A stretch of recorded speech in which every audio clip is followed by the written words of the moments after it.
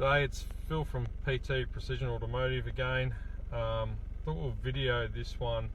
Seem to have lost one of our other videos online about these Toyota. This is a Prado. It's a 1KD-FTV engine. Very popular engine. It's in a lot of Toyotas. This is an 07 model. It's got 251,000 kilometres on it. We've never seen the car obviously before.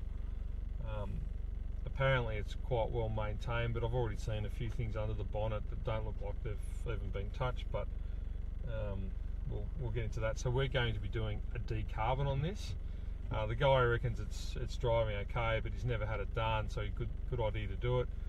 I've driven the car. The car to me is plenty underpowered, so he thinks it's all normal, but as you know, you get accustomed and get used to your car and how it drives. You know, you just think it's exactly the same. It's not on this. We've just put the scanner on, and do you want it? Oh, hang on. So okay, sorry. So anyway, I know that this thing's underpowered. It also has a bit of diesel knock. When I first started it and just drove it down the street, I heard a bit of a diesel knock. It was a bit of a concern for me. He reckons he's had the injectors done. I don't know if he's had one or two done or done the four. Still yet to see some bolts that aren't put in properly. But anyway, so we've got it on the live data just to have a look at the correlation with the injectors. Already see a massive issue. There's a little bit of engine blow by, a bit excessive than what I would like. But then your injectors, your correlations, they're in the minus 1.5, minus 1.3, minus 1.5. Number 4, positive 3.4. That's no good. No good at all. So he doesn't want to do the injectors. He may have to, well, he's going to have to do the injectors as far as I'm concerned. But this can also be caused by a blockage in the manifold. It's compensating for a blockage. So I don't think by that much, but this is what we commonly see. You get pluses and minuses in the correlation from the injectors, and you might get confused, go, oh, the injectors are no good, we need to do the injectors, where it may not be an injector fault. It might be a blockage in the induction system.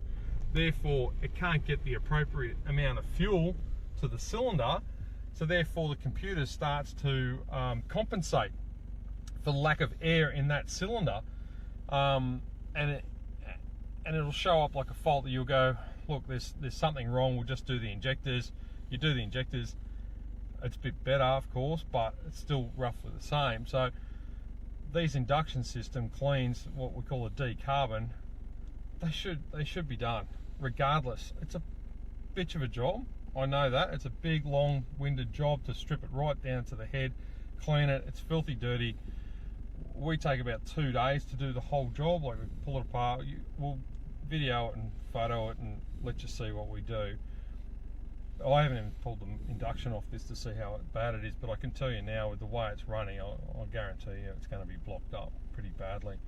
So already, 20 minutes into it, we've already seen quite a few issues here. But by the end of it, we'll have it going like a rocket, I would imagine, down the hill. I mean, it's very underpowered. I mean, that's flat out, and it's not responsive at all. So it's responsive, but it's not for what I want this to be pulling my bloody head back, and there we go, flat out. It's doing nothing. 3,000, 300, it's got nothing. But you can feel a little bit of the turbo boost, but you can't. You want that real power, from it. So you're not getting it. But that's flat stick. Nothing happening realistically. So anyway, we'll get a result out of this, a pretty good result, and we'll just show you what we do. Yeah. There's your EGR valve. Right, so that faces that way. Look at that. Mate, are you serious? So this one's obviously, this one's actually not the worst one I've seen as well. They get worse than that. So that's generally the top part that you'll see, and you'll see that. I don't need to tell you how bad that is. Right, and that sits down on top of there, right? So this is your second part, your plenum chamber. This sits in on that. Right, so most people, most mechanics, will just go to that first and go, okay, well there's your EGR, we've cleaned your EGR, so they pull that off, they should pull that off as well, and go, we've cleaned it. You cannot clean that out. Look at that, that's just sitting there, right? So if you try and clean that out, that goes down, that's number 4 cylinder. Look, the 2 of them, mate, that's more than half blocked. You try digging those out, and where's that stuff going to go? Oh, look at that. I'm just digging that out with a screwdriver. Look at that. That's just the first one go. Right, that goes down. Look at this. Holy shitter. Mate, look at that. That's just from a little, that's just a little section. Is that blocked? What do you reckon? I reckon it's fucking blocked. These control, I call them a control flap, they're air induction flap. So they work off vacuum, power applied, they open and close. They can't work properly. Like when you're opening and closing, what do you reckon you're doing? This is, once we clean all this out, this thing, we get a hell of a lot of power back on it. It'll be more responsive, you'll be using less throttle than you need to. You'll be using less fuel as well by time. So when you look in your throttle, you go, oh yeah, no, it looks okay, right? Looks alright. That's the back side of it. Oh, look at this back side. I'll just get the screwdriver in.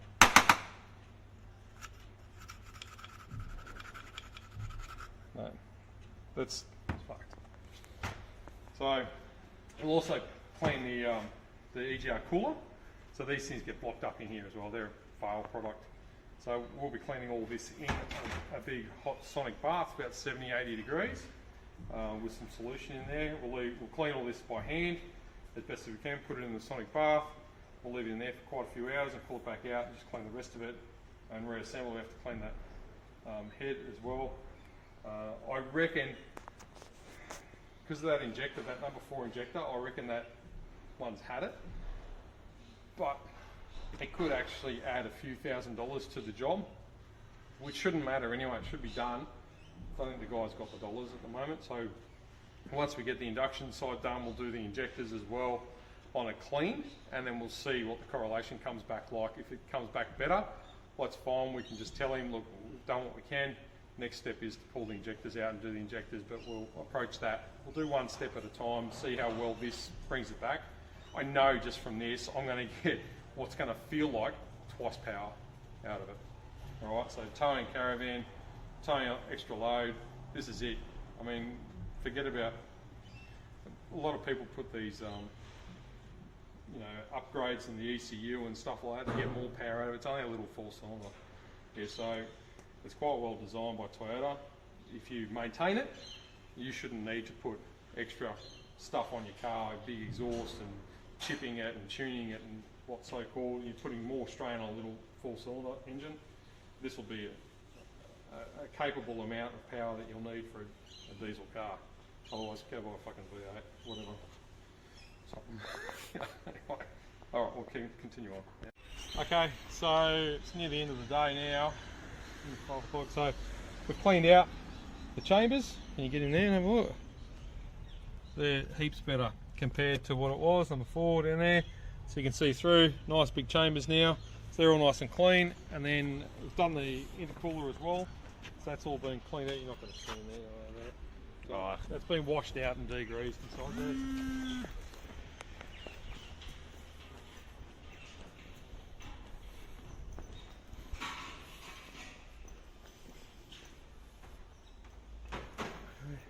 So, ready? Yeah. So everything's been done. So we've done the EGR cooler. So that's nice and clean inside there. I think you might be able to get in there. So that's nice and clean inside. That's been all been in the sonic bath, other than the throttle body. That's all been cleaned up. The EGR, beautiful, going both sides, all that crap. It's standard shit, right? So this is the best part. Is all doing those, basically all the butterflies all now working beautifully as well. So there's a bit of stuff still left inside there a little bit, but the solutions that we're going to run through the rest of the induction system will actually clean all that up. That's the control flap for the EGR cooler. So that's all looking good. We'll put it back together tomorrow and get it running. Yep, good stuff. Okay, so as I was saying, the injectors on this Toyota Prado weren't too great. And on reflection, I'm telling the customer, and I said to him that we should really be doing those injectors. There was more rattle, diesel knock as you call it, and then he sort of said, yeah, we might as well fix it and fix it properly. So we've decided to go ahead and do these injectors. So we've got a new set of injectors. We've got the old ones out. You know, it's again time to pull them all out. One of them had a bit of blow-by on it. Number two had some blow-by. We've cleaned out all the seats. The seats were pretty good, and considering they've been done 100,000 k's ago, so I don't know if you can see down in there. So they're all nice and clean again, ready to go. So we've got that all cleaned up, all ready to go. New set of 4 injectors. We take down all the codes and everything because we've got to recode them. We're just going to fit those in, and then we'll program them, get it running, and we'll show you the we'll show you it on the scanner to see what the correlation's like after it's finished. Should be fucking good again, and no diesel knock again. Okay, all right. So we had the weekend. We put the injectors in on Friday. Came back in. I came in on Sunday. We coated the injectors and got it running. Things running sweet as now. It's idling around the 650-700 mark. This injector feedback, that's spot on. Now number 4, all back to perfect. The main injection period's unreal. You know, it's real good. There's no calculator low. It's beautiful. So no knock, no noise. Things running smooth as. It's good. I'll take it for a run now, see how it's going, but it's looking so much better than what it actually was. Everything's good, manifold pressure, the whole lot. Please drive. So, right, let's take it for a drive. So it already feels quite good, quite different on the takeoff anyway. It's got lots of down low power. Oh yeah, this thing's unreal now. That's pulling real well. So that's going, perfect. Nice. Smooth. There's just power all the way through the pedal. Yeah, that's great. So it was good after the DeCarbon. It was good after the DeCarbon, but this is now even better. You can't hear, there's no diesel knock, whereas before there was like accelerating around now and it'd be rattling. You know, it wasn't good to be knocking like that. Did get a little bit worse after we did that DeCarbon and the injection service and that, but you know, the customer's smart enough to realise, you know, to do those injectors, they weren't great. It was just another cost on top of the decarboning needs to be done anyway. You can see that yourself. But we're hoping it possibly was going to fix some of that knocking, and the power definitely got the power back. But this is even better power again now. New set of injectors, manifolds all clean, everything's cleaned down. And it's a big expense, but you know what? It's cheaper than putting another motor in the car, that's for sure. And that's the way this one was heading. So anyway, it's job well done, and it's all good to go. We just got to clean it up a little bit and finish putting the covers back on and a couple of clips and stuff, and we've degreased down and done. All right, it's another good one.